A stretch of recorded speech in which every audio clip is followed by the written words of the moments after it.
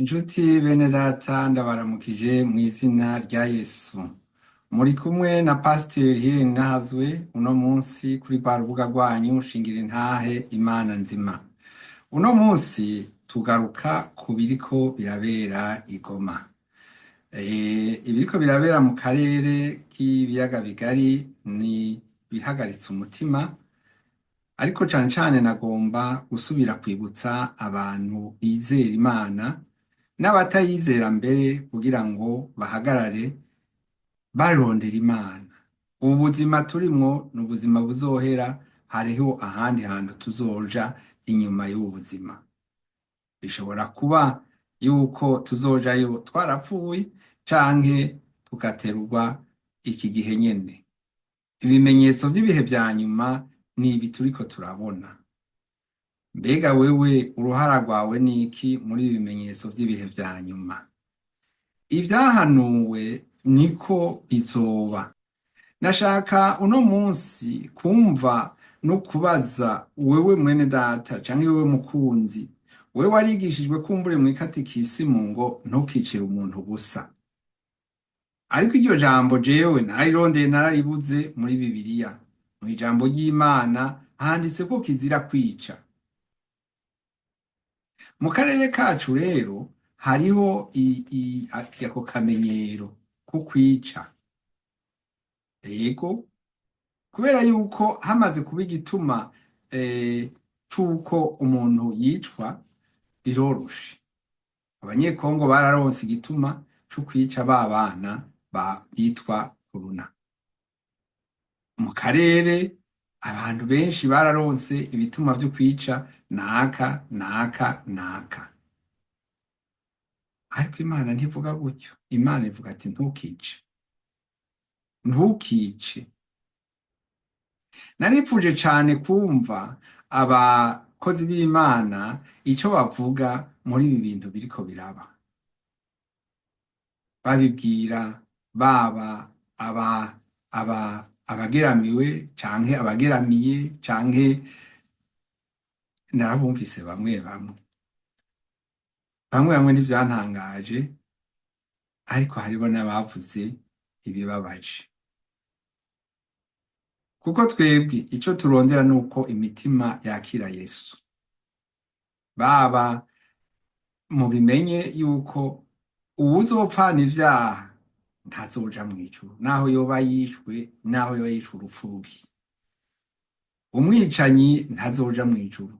Navyo nyene biravugwa hano mw'ijambo ry'Imana. Mu karere iwacu harigeze kuba, kandi ntirwavuye mu karere, ururirimbo rwavuganzwe cane. Rwashimagiza umudayimoni umenga n'uwo muri Yapani yitwa Onaga, bamushimagiza. Ariko abafise uburyo canke abo mpwemu yasiguriye neza ico Onaga, urwo ruririmbo rwa Onaga rwasigura, barabivuze ko baragize ico babivugako.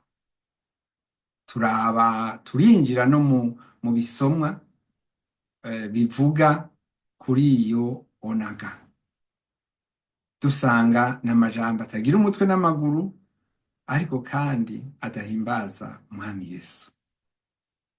Umuntu ashobora kuvuga ubusa atariko aratukana, ariko avuga ibintu ataco vyubatse. None rero nagomba ndabahamagare. Nabonye abantu benshi barakunda gusimbira ku majambo canke kuririmba ibintu batabitahura. Aho niho bamwe basanga bahimbaza ibigirwamana, bahimbaza dayimoni, bahimbaza Satani.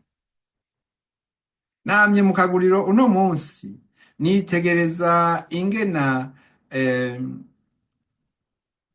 dayimoni, Satani yarafashe ikibanza kinini. Kera twaraja mu mamagazi, mu mabutike, tugasangayo imisaraba, tugasangayo ibi na biriya, nubwo atarivyo ndiko ndabasaba ngo mutware. Ariko uno munsi nabonye utubumbano twa Buda 8. kandi ntitwari tuzimbutse amayero 20 kugira ngo ukaronke. None wa Yesu wacu ko mbona abenshi kw'isi ari aba Kristo, iwacu mu gihugu iwacu mu karere kacu benshi kurenga 80% n'abizeye Kristo umwami n'umukiza wabo. Ko boba bose baravyatuye ntavyo nzi, ariko nashaka rero muri aka kanya nongere kubibutsa ya majambo atubwira ngo nimurondere cane cane, nimurondere ubwa mbere na mbere ubwami bw'Imana ubwami no kugororoka kwayo bw'Imana, aba ariyo murondera ubwa mbere. None niyo muriko murarondera. Nashaka kubabwira yuko ibi bintu biri mu karere si ibintu bitanguye uno munsi, ni ibintu ariko vyagiye bikura, ariko kandi twebwe twagiriwe ubuntu bwo kumenya Kristo. Ijambo ry'Imana rivuga ngo kubaho kuri jewe ni Kristo kandi no gupfa ni Kristo. Uwo ni Pawulo yabivuga. None kuri wewe nivyo? Abantu benshi baraguye mu bintu vy'ubwicanyi kubera kwibaza ngo ni ukwivuna, ni ukwikingira, ni ugukingira ab'iwacu. Nashaka kubabwira yuko ni ukwinjira kwa Satani ukuja muri bene ivyo. Imana ntiyobewe ingene idukingira, irafise ububasha n'ubushobozi bwo kudukingira. Nagomba ndabahamagariye gusengera akarere ubwira kandi no kuvuga n'ijwi rirenga, gusemera n'ijwi rirenga kugira ngo muvyumve. Aho mutabona, Satani yategetse gukora ibigwanisho vyinshi, kandi ivyo bigwanisho ababikora sibo bihitana abandi, ababigura bihitana abo babigeneye. None rero rimwe na rimwe bigahurirana nuko ari twebwe twabihisemo. Ndabinginze rero ngo mwanke kwemerera Satani n'abaja bayo kugira ngo ntihabakoreshe canke ngo abajane mu mahonero. Umuntu abaho rimwe, inyuma y'urupfu haza urubanza.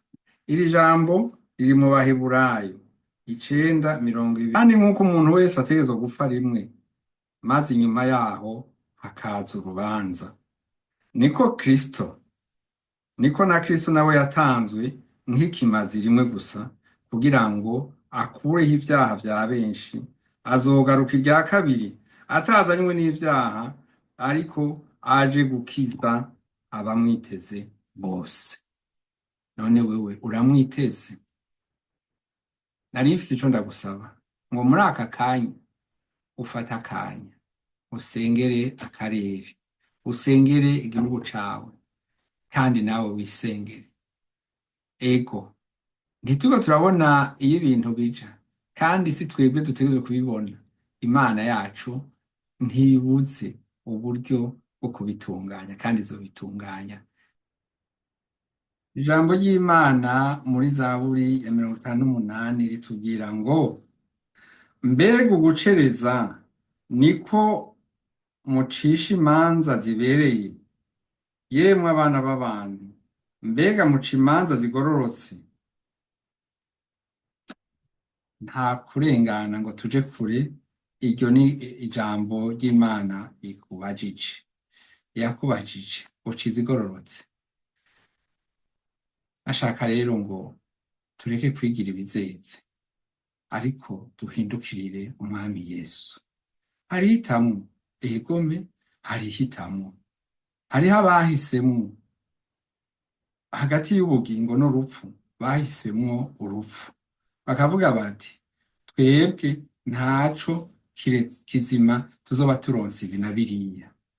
None wewe niryo hitamwo wagize?